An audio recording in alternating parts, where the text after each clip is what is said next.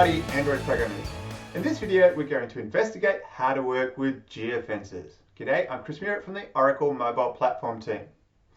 Okay, what we're going to do here in two videos is explore how to work with geofences in Android with Oracle's mobile cloud service. Now, if you've never worked with geofences in Android before, this video is for you. It will take you through how to write code against the Android Google Play services, location services, geofences. Whew, that's a mouthful to say. Now, in order to build a vanilla Android app that monitors for geofences, there's 9 tasks to perform. Let's just go through that at a summary level first. First, what we need to do is we need to request permission for your app to use the mobile device's location. Next, before you can access the location services on the device, you need to configure and call something called Google Play Services. Now, this itself involves 2 steps: defining the library dependencies for your application, then in code, set up and call the Google Play Services Google API client. Lots of terminology here. Once done, the Google API client is what gives you access to the location services. Now, before we can monitor for geofences via the location services, we first need to monitor for the device's location. This requires itself we define a location request object to specify the parameters needed for the monitoring. Then we start the monitoring by calling the location services Fusion Location API, capturing location updates. With location updates coming in, we then need to define the geofence that we actually want to monitor for. This requires we define one or more geofence objects and we bundle them into a geofence request object. We also define an intent whose job will be to capture the geofence events so we can add our own logic to act upon, for example, entry and exit to the geofence. And finally, with all this in place, we call the location services geofencing API to add the geofences, which will also start the monitoring for events relating to the geofences we defined. And for completeness, we should also add a method to stop monitoring for the geofences too at some point. So with all these steps in mind, I have a rudimentary application in Android Studio ready to go. Let's explore implementing each of these steps now. So here is our starter app, made up of 3 buttons to kick off the various code samples for this demo.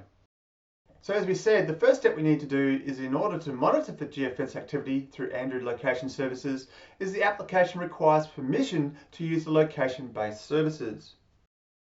On an Android mobile device, the location of the mobile device can be determined from a Wi-Fi network or GPS. To access location via Wi-Fi, the app requires access course location permissions. To access the location via GPS, the app requires access find location. And you add these permissions to the Android manifest file. If you're building an app for Android API level 23 or above, you'll be aware that permissions, such as those based on location, must be requested at runtime rather than install time. As such, you need to make this additional call to request permissions in your application's code. Okay, moving on from permissions, let's now consider location services specifically in Android. Now in Android, there are 2 mechanisms to accessing location services. The older mechanism is known as the Android Framework Location API and is actually baked into the Android operating system itself. However, since Android API 15 and above for location services, Google recommends using the newer location services provided by Google Play Services, amongst many other services that it provides. Now, if you're not familiar with Google Play Services, Google has introduced these services as a set of libraries that can be loaded and updated not at build time, but at runtime when your application is actually running, and is irrespective of the Android operating system version. As such, the Google Play Services location services are reportedly more accurate and less buggy than the older operating system location services, and that's why Google recommends you go with the newest solution. Now, to access the location services via Google Play Services in your application, the Android doc set has a great explanation of how to do this, and you can refer to the link here. Essentially, you must make the Google Play Services libraries available to your device and app. And then in code, you access the associated services through something called the Google API client. So let's first look at how we add the library dependencies to our Android app. And for further reference, this is documented well again in the Android documentation, and you can get there via this link too.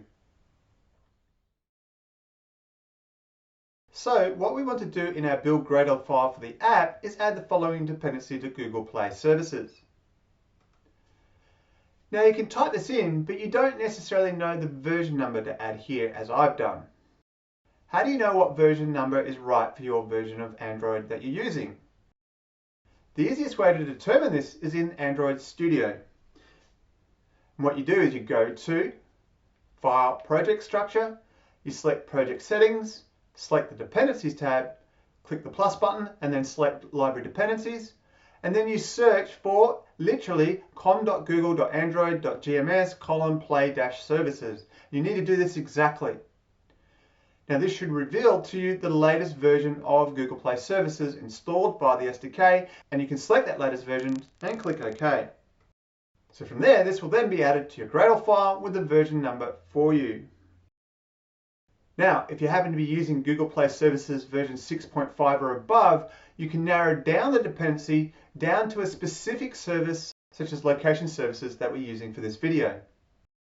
However, note in the Android Studio 2.1.2 version I'm using, the dialog we just saw to add the Play Services can't find the Play Services location library. So you need to add Play Services first, then manually add the location suffix. Having added the library dependencies, we are now in a position to access Google Play Services in code. And as this diagram from the Android documentation shows, we do this through something called the Google API client. Now, the Google API client logically, acts as a wrapper to the various Google Play services, including the location services that we're going to use for this video. In accessing the Google API client, as the name suggests, you're not just accessing APIs though. You're using the client to access the Google Play services, which may be downloaded at runtime. So it's not really just an API wrapper, it's something special, it's a client. As such, when you work with the API client, you need to connect and disconnect to it, which feels a little over-engineered, but makes sense when you understand the client is providing access to what are the Google Play services that, as we said, can be downloaded at runtime for the app to access. Okay, so how do we go about doing this? All right, well, returning to our one activity in our demo application where we're adding all our logic, I'm going to first create an instance variable for the Google API client. Then in the activities onCreate method, I'll call the Google API client builder. In doing so, I'll mention the specific API I want to access, that is location services. Now, the Google API client also requires two callbacks, one to handle connections and the other to handle failed connections to the Google Play services. The connection callback includes methods when we successfully connect or suspend our connection to the Google Play service. And for our demo purposes here, I'll simply add some logging code so we can see what's going on. For the failed connection callback, well, I guess you might wonder why a call to Google API client might fail. As we mentioned earlier, a nuance of using the Google API client and by inference Google Play services is even though we've declared Google Play services as a dependency on the compiled application, the Google Play services or specific version required may not be installed on the mobile device when running your app. This is because Google Play services and its associated libraries can be installed or updated at runtime on the device from Google itself. So in the case of onConnection failed, it may be called for a number of different error conditions, such as the service is missing, an update is required to the service, or the service is disabled. Now, to ensure the Google Play services are installed on the device to avoid some of these error conditions, you need to in code check for their existence, and if not, in code allow Android to download the Google Play services on the user's behalf before continuing. Now, how do you do this? Well, the Android documentation has a few suggestions or approaches in how to do this in your code. A common approach is add the following code to the main activities onResume method. At runtime, if the device fails the check, the user will see the following dialog. Of course, if your device or emulator has the required services already installed, you won't see any of this. However, it's worth noting on the Android emulator, if you run with the latest image which includes Google API in its title, this implies the Google Play services are already installed. Alternatively, if you run with an image that doesn't include the Google API in its title, and you see this message in the emulator, clicking the Get Google Play Services option will do nothing, as the emulator isn't capable of downloading the libraries without the Google Play Store app, which is missing from the emulator. So you need to pick the image that has the Google API installed. Yet another consideration of the Google API client is you have a choice of leaving it to run when the application is in the background, or stop and restart it when your app moves to the background and later back to the foreground again. Now for the Google Client API itself, this isn't that interesting, but rather the services that it provides access to, this is much more important. When we make a use of the location services via the Google API client, depending on the type of app you're building, you may want to run the location services in the background. Now there is a cost. The cost associated with running location services in the background is it will cost your device battery life, as it uses the location-based sensors like the GPS.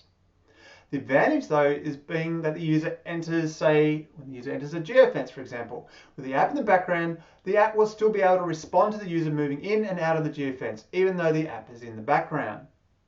So whether you choose to allow the services in the background is up to you based on your app's requirements. How you control this is by connecting and disconnecting to the Google API client in the activities on start and on stop methods. Phew! Okay, that's all the Google API client work out of the way. Now we can finally focus on the actual location services and the purpose of this video. So before we can start to monitor if the user has entered or exited a geofence, we in fact need to start the location services and its associated listener, which allows the app to monitor for the device actually moving itself. To do this, you first construct a location request object, which defines the properties around the application getting location updates. This includes properties like the interval in milliseconds, which is the rate which your application will receive updates about the location. The faster interval, also in milliseconds, is the maximum rate of updates that may be triggered by other applications receiving updates. In addition, you can also specify the number of updates to get. Have a note, for a geofence, as we can't predict when the user is going to enter or exit the geofence, there's no point setting the number of updates. So as you can see here, by commenting it out, what we've done is we've said we'll be monitoring indefinitely from here on in. For the priority, the option we choose is a suggestion to Android on what location sensors it should use to determine the location. Priority high accuracy uses the highly accurate GPS signal. However, this comes at the cost of battery life, as more accurate location services such as GPS chew more battery when they're used.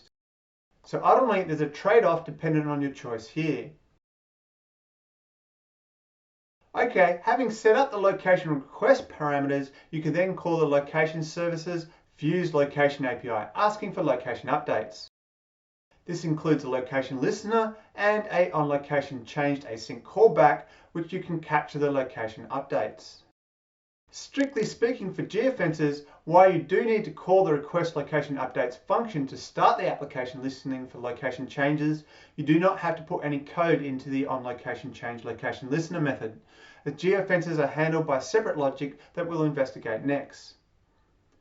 As such, in this code example here, it's handy to include some logs to see what the lat long changes are, but I won't add any other logic here. Hooray! We're now ready to start working with geofences. Now, it is worth noting before we start that the code I'm about to show you was current of June 2016 and the latest Google Play services. Now, there are plenty of examples on the internet using older code where significant parts of the Geofence APIs have been changed and deprecated. Thanks to the amount of churn in these APIs that we're experiencing, quite possibly the code I'm about to show you will change too. So ensure to refer to the latest Android docs for up-to-date examples. Okay, to start out in a separate method, we constructed Geofence object via the Geofence builder. When defining a geofence, we can define its ID via the setRequestID call, the latitude, longitude and radius of the geofence, and how long we want the geofence to exist, in this case forever via the never expire option.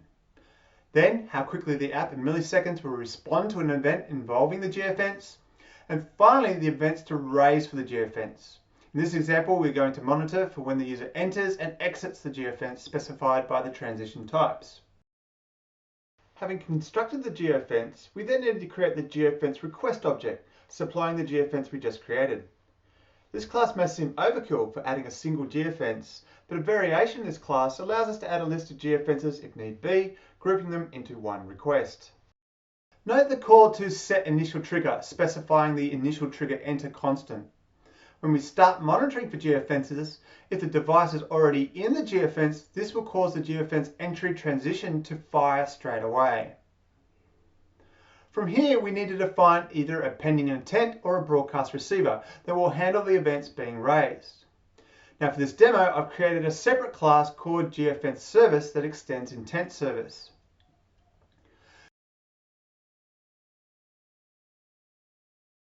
Within the intents onHandle intent method, you can see we can extract the geofence event, then add logic to detect if it's an entry or exit event. For the purposes of the demonstration, I'm purely going to log entry and exit to the geofence, but you could add any custom logic you choose, such as displaying a message to the user. Having defined the intent, you must then declare it in your Android manifest file within the application node. Don't do what I did and accidentally declared it outside the application node and then spent 2 whole days trying to figure out why the intent wasn't firing. Having defined the intent, returning to our original code block, we then need to instantiate the intent and set it up as a pending intent for future use. Finally, in our code, we ensure we're connected to the Google API client and then call the Location Services Geofencing API add Geofences method, where we pass in the Google API client, a geofence request, the pending intent, and a callback. The callback includes the onResult method, which allows you to determine if adding the geofence to the monitor was successful or not. And as a last step for completeness, at some point your application may choose to stop monitoring for the specified geofence, so you can add additional code to remove the geofence, as you can see here.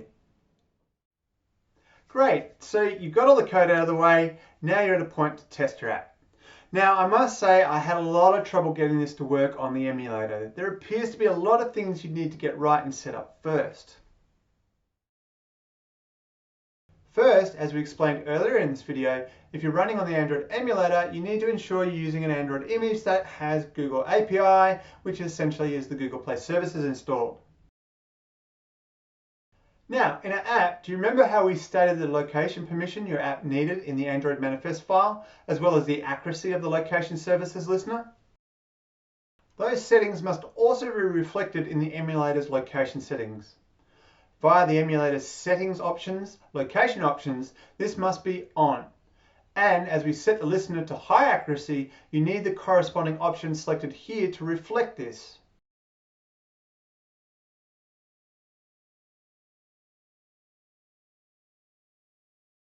Right, finally, our application is ready to go and test in the emulator. So, first of all, we call the method to start the location service monitoring. Then, to test GPS location changes via the emulator, in the latest emulators, we can invoke the extended controls and enter different latitude and longitude values and send this to the emulator. As you can see in the logs, our location services listener prints the new latitude and longitude. However, a little warning here is I experienced versions of the extended controls in the emulator where setting the location simply did not work. So ensure you've upgraded your SDK to all the latest tools, build tools and platform tools to avoid this costly lesson.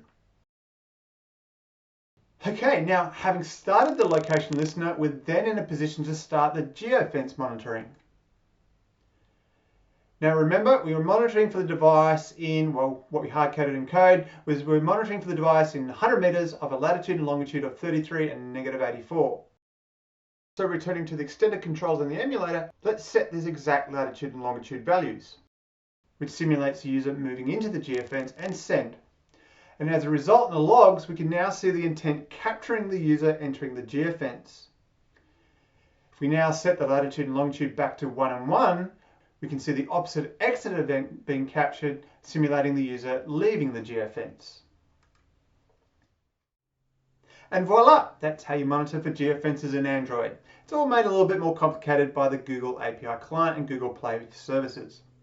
Right, stick with us in the next video where we will dive into how MCS's location-based services will simplify this vanilla Android application. See you in that next video soon.